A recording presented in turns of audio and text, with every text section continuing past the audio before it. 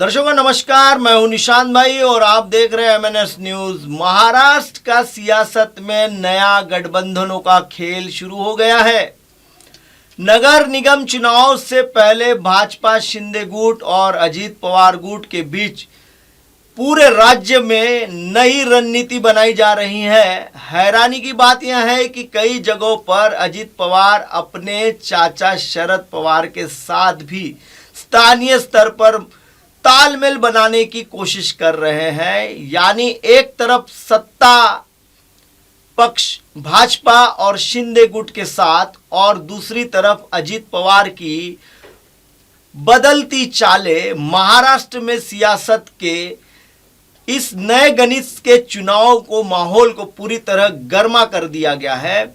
महाराष्ट्र की राजनीति में इस समय सब कुछ सामान्य नहीं है। नगर पालिका चुनाव से पहले राजनीतिक पार्टियों के बीच गठजोड़ की परतें खुल रही हैं। राज्य के कई हिस्सों में भाजपा और शिंदे गुट साथ मिलकर मैदान में उतर रही हैं, लेकिन इसी के बीच अजीत पवार रुख उलझन पैदा कर रहा है, क्योंकि वे कुछ क्षेत्रों में भाजपा के साथ तालमेल की कोशिश कर रहे हैं तो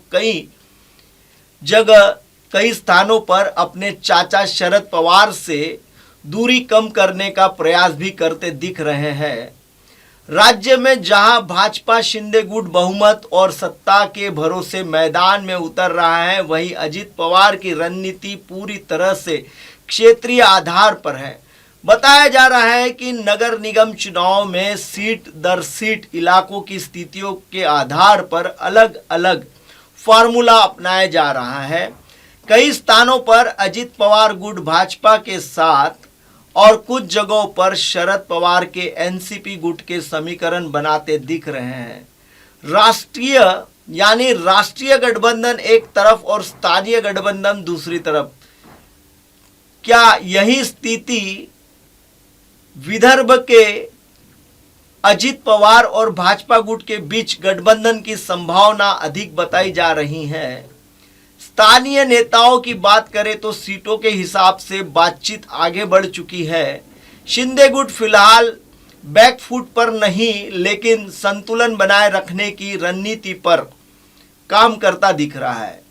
इस क्षेत्र में मतभेद खुले तौर पर सामने आ सकते हैं।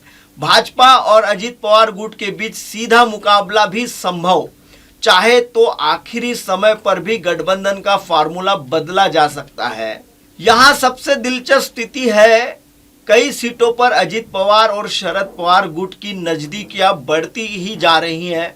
भाजपा और शिंदे गुट सतर्क लेकिन स्थिति को ध्यान में रख रहे हैं। भाजपा राज्य स्तर पर सहयोगी दलों की नहीं बल्कि संतुलन बनाए रखने की कोशिश में लगी पड़ी है।